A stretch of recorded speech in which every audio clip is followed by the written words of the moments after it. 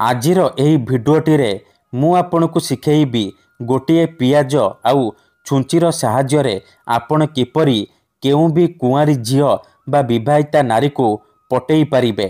CA आपणक पाखकु आसीबा पई बाध्य हेबो, जहा चाहिबे ताहा करिबो। एही वशीकरण करिबा पई आपणकु कोनोसी प्रकार मंत्र तंत्र करिबाकु पड़िबनी किंबा किछि भी पैसा खर्च करिबाकु पड़िबनी। केवल गोटिए पियाज आनिबे आउ गोटिए छुंची आनिबे। तापरे मु आपनकु किछि प्रयोग विधि शिखेइबी, आपण सेही प्रयोग विधि ठीक भाबरे करिदेबे। तापरे देखिबे जेउ झियो आपनकु भाव देउ नथिला से झियो निजे आसी आपनकु भल पाउची बोली कहिबो। जेउ विवाहिता नारी बा पड़िसा घर भाउजको आपण दिन राति भाबुचंती, सीए निजे फोन करिबो, हाथ धरिकी रूम को डाकिबो, जहा चाहिबे ताहा करिबो। नमस्कार फ्रेंड्स, ओडिया फंडा चैनल को आपण मानकु स्वागत। आपण समस्ते केउ ना केउ झियो बा सुंदरी भाउज को देखी ताडको आकर्षित हेउथिबे, ताको पटेइबाकू चाहुथिबे, किंतु जेते चेष्टा कले मध्य ताको पटेई पारुनांती, ताको निजर मन कथा कहि पारुनांती। आउ आपण चाहुचंती कि सीए निजे आसी आपणकू भल पाउची बोली कहू, तेबे आजिर एही भिडियोटी आपणकर इच्छा को पूरण करिबो। कारण आजिर एही भिडियोटी रे मु आपणक पई महाशक्तिशाली नारी मोहिनी वशीकरण नेई आसीची, जार प्रयोग रे आपण केउ भी कुआरी झियो बा विवाहिता नारी को अति सहजरे पटेई पारिबे। केवल आपणकू गोटिए पियाज आउ गोटिए छुंचीर आवश्यक। गोटिए पियाज आउ छुंचीर साहाय्य आपण काहाकू भी निजर गुलाम करि पारिबे, ताकू निज बसरे करि पारिबे। से झियो हेउ बा विवाहिता भाउज तुम पाखकू आसीबा पई बाध्य हेबो, जहा चाहिबे ताहा करिबो।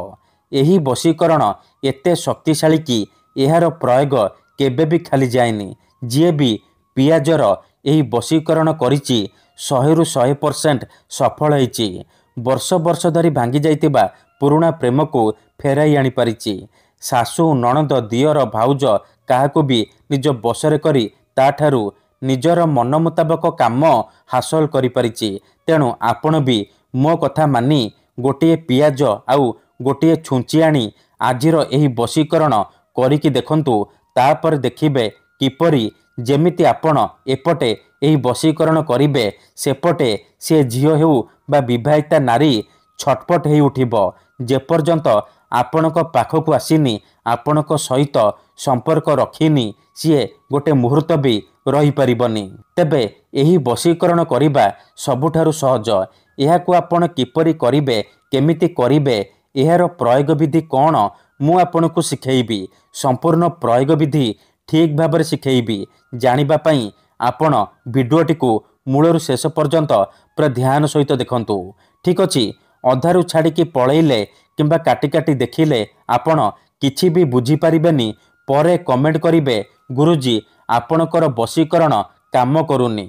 देखंतु, पियाज आउ छुंचीर एही वशीकरण दुनियार सबुठारु शक्तिशाली वशीकरण, किंतु एहाकू आपण संपूर्ण विश्वास, निष्ठा आउ एकाग्रतार सहित करिबे।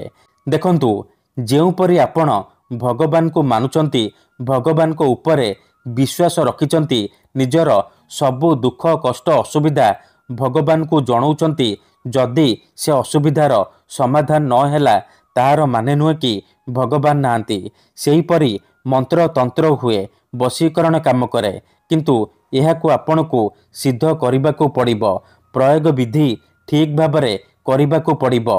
मु आपणकू जेमिति शिखेइबी, आपणकू ठीक सेहीपरि करिबाकू पड़िबो।